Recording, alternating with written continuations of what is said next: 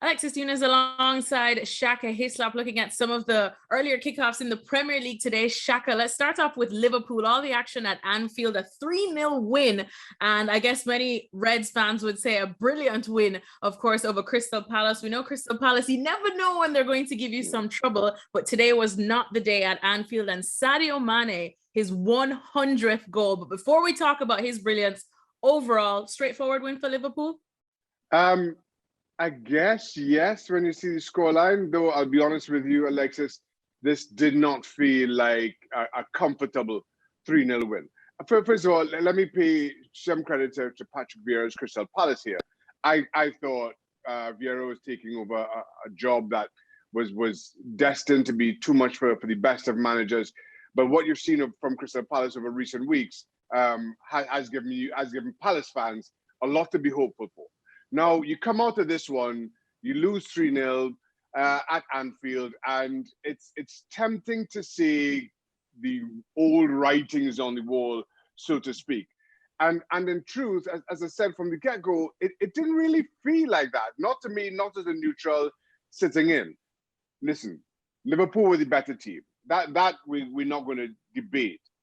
All three of Liverpool's goals came from set pieces. The first two were remarkably similar in nature. Corner comes over, a header, no picking up at the far post. First was Sadio Mane, second was Mo Salah, and all of a sudden, Liverpool are away and running. Naby Keita added the third. Again, from a corner, headed out, or the keeper punched it out, and Keita with an incredible follow-up volley to put the icing on the cake. But that kind of told a story around Liverpool's own frustrations with Crystal Palace, or more to the point, how good Crystal Palace were defensively. Keep in mind that Claude won virtually off his line from Wilfred Zaha in the opening minutes onto the post and out. Maybe that would have painted a different complexion around this one. Maybe that would have made this game play out differently. But all in all, if you're Liverpool, you're happy saying, yeah, we won 3-0 and it was relatively comfortable. If you're Palace, you're thinking we didn't really deserve that. As a neutral, I just don't feel the scoreline fairly reflected how this game played out. And I suppose we can look at the good, the bad, the ugly for Liverpool. Let's start off with the good and the very good. As I said, Sadio Mane joining the 100-goal club. And I mean, Sadio Mane, it's hard to even say anything bad about him because he's just absolutely world class. Has he just underlined how much of an integral part he is at Liverpool and how much probably Liverpool need him? Without question for me. Listen, as Liverpool have put together this incredible run under Jurgen Klopp, with that front three that we continue to talk about and continue to grab all the headlines, no Firmino today, but over the course of the last 3 or 4 years, outside of Mo Salah, I felt that Sadio Mane, without question, was the most important player.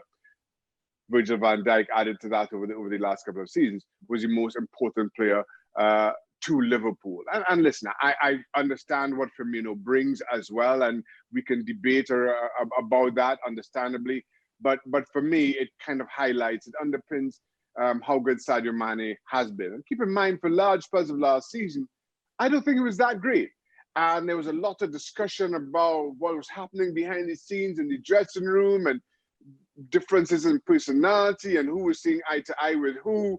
But whatever you make of that, and I make nothing of the rumors in all honesty, you cannot underscore how important Mo Salah has been, and without him, or following in a close second, how important Sadio Mane has been. And as important as his goal was, as much of a milestone as it was, it came in this game moments after Diogo Jota blasted over bars from virtually under the crossbar. And you just wondered if frustration was starting to creep in for Liverpool.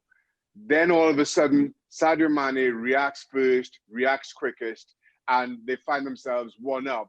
And all of a sudden, that miss is put behind them. They aren't allowed to dwell on it. It's the importance of the timing of those moments in games that are key and will be key in what I think will be a closely fought title race. because of how little there is between the two Manchester clubs, Liverpool and Chelsea. But more to the point, how difficult opponents the rest of the league are proving to be. On this instance, it was a Crystal Palace. You saw Southampton put up a fist against Manchester City. We'll have these discussions around teams that ordinarily there's a huge gulf in class. There has been a huge gulf in spending, but they haven't been that easy to overcome in the most part. This was telling from Sadio Mane today, and maybe more telling as we look back on this season as a whole. Thanks so much for watching ESPN on YouTube. And for more sports highlights and analysis, be sure to download the ESPN app. And for premium content and live streaming, subscribe to ESPN Plus.